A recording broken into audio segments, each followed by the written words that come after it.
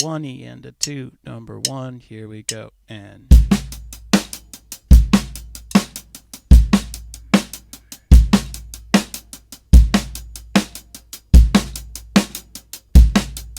next.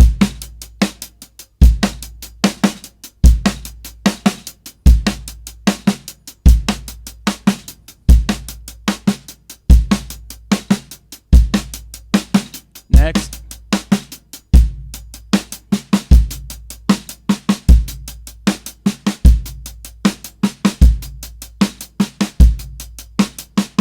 Next.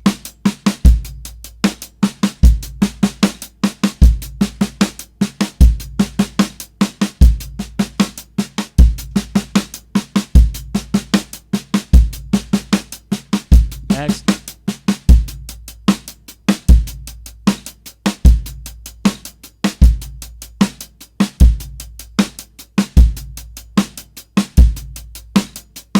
Next.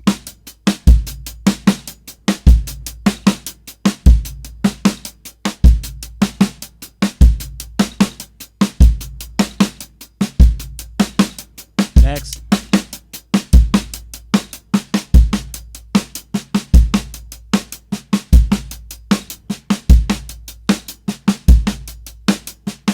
Next.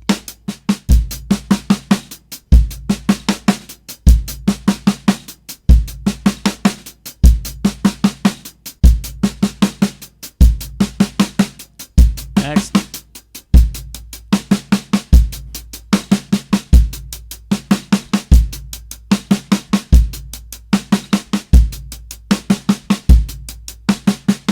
Next.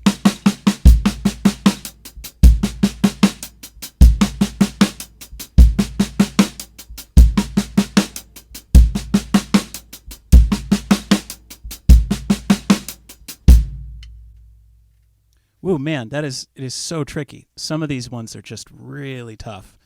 Number 8 is particularly hard for me for some reason. So we've got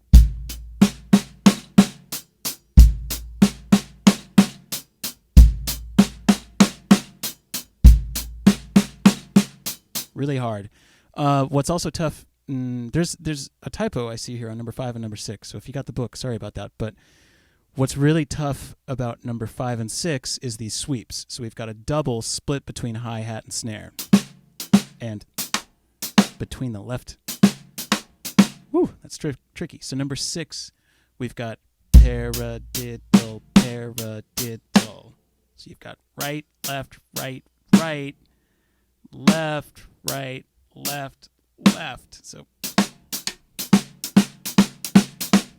really tricky. Really tricky. All right, so, like I said, this is more of a warm-up for lesson 6, but there's actually a lot of really good things that come out of this one. Let's look at number 4 here, which would be right, left, right, right, left, right, left, left, right? So what I'm really focusing in on is this right, left.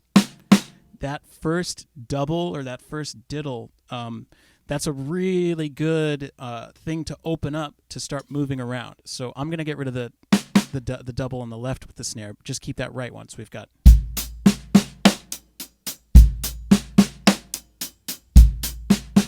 Again, this is strictly paradiddles.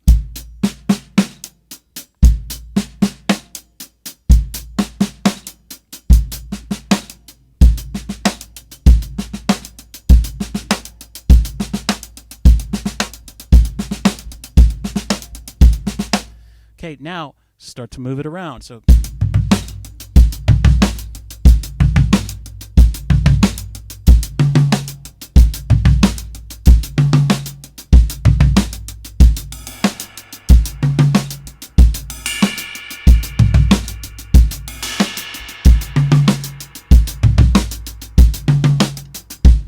right? And you don't have to do it every time. You can just use that as a fill option. A lot of times if I'm doing like a 4 on the floor type feel or whatever, I'll be, mostly in sort of alternate.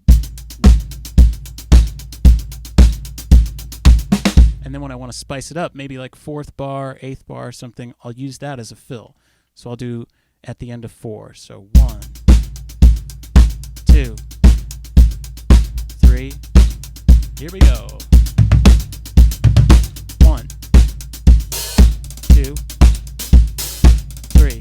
Here we go.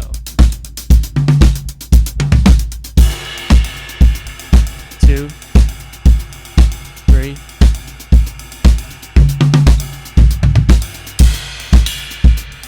Two, three.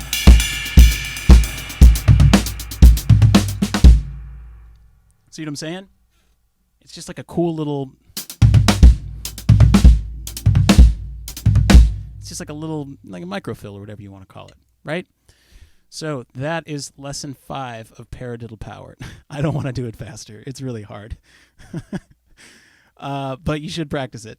At this point, you know, when I have a quote at the beginning of Patterns, Melodies, and Rudiments. It's, 60% of the time you're going to do something relatively easy that'll make you better.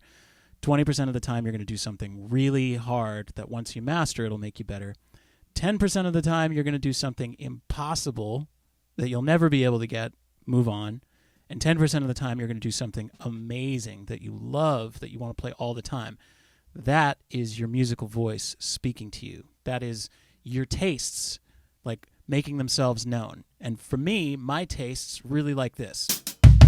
So if I'm looking at this page, 60% of it, it's fine, I can play it, whatever, you know, it's cool, it makes me better.